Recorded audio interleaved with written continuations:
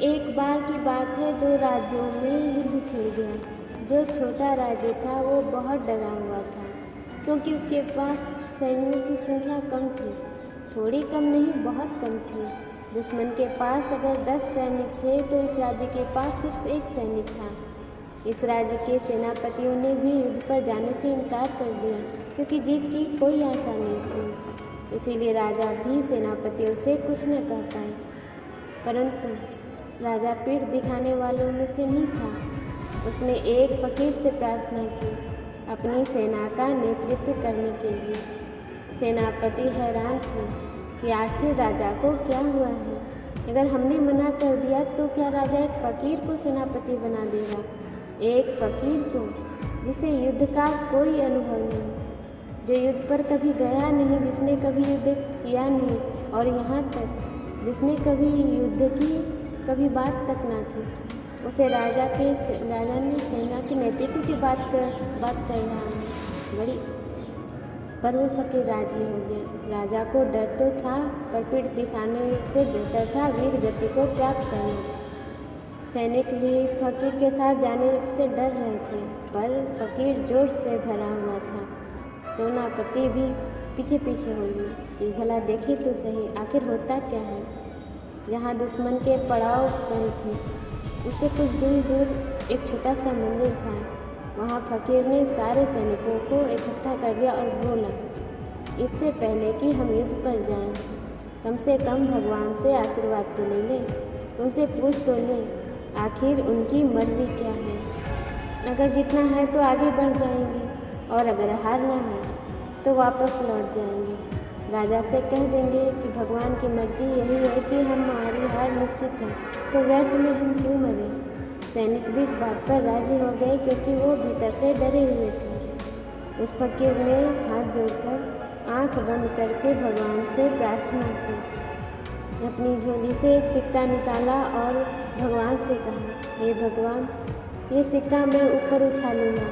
अगर ये सीधा गिरा तो जीत हमारी होगी, और अगर ये उल्टा गिरा तो हमारी हार निश्चित है। प्रभु, आप सब तेरे हाथ में हैं। सभी की नज़र उस सिक्के पर थी। फकीर ने सिक्का उछाला। चमचमाती हुई धूप में सिक्का नीचे गिर गया। सिक्का सीधा गिरा था। जीत तो निश्चित थी। फकीर ने सैनिकों से कहा, अब फिक्र छोड़ दो। ये ख्याल अपने दिल से निकाल दो कि तुम हार सकते हो। अब इस धरती पर तुम्हें कोई हरा नहीं सकता। ईश्वर का आशीर्वाद अब हमारे साथ है। बस फिर क्या था। सारे सैनिक बुलंद हौसलों के साथ युद्ध पर कूद पड़े।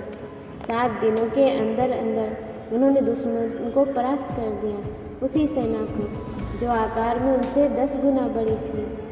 उन्होंने उस युद्ध को जीता जिस युद्ध को जीतना उन्हें असंभव लग रहा था। युद्ध को जीतकर जब सेना वापस लौटी तो उस फकीर ने फिर से उस मंदिर के सामने सेना को रोका और कहा, ठहरो, ये वही मंदिर है जहाँ भगवान ने हमें जीत का आशीर्वाद दिया था। कम से कम रुककर भगवान को धन्यवाद तो दे दे। सारे सैनिक रुके और हाथ जोड़कर भगवान से प्रार्थना करने लगे, हे ईश्वर, तेरे इशारे और तेरी कृपा से ही हम जीते हैं। तू अगर इशारा न करता तो हम हार चुके थे। फकीर ये सब देख रहा था। और सैनिक जब प्रार्थना करके वापस लौटे तो फकीर ने कहा, ठहरो, कम से कम इस सिक्के को भी देख लो जिसने हमारी जीत का फैसला किया था। फकीर ने सिक्का निकाला और सैनिकों को दिखाया।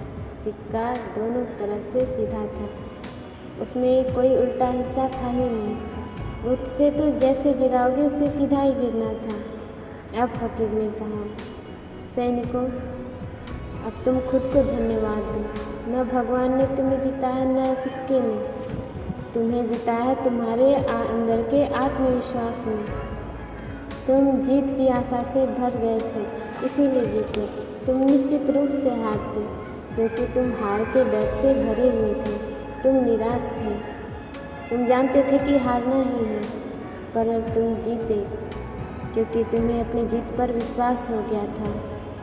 दोस्तों, जीवन में सफलता इस बात पर निर्भर करती है कि हम जीत की आशा से भरे हैं या हार से डरे हुए हैं। इसलिए कभी डरना मत, कभी हार मत मानना, अपने ऊपर भरोसा रखना, क्योंकि आत्मविश्वास की ताकत ही असली ताकत होती है।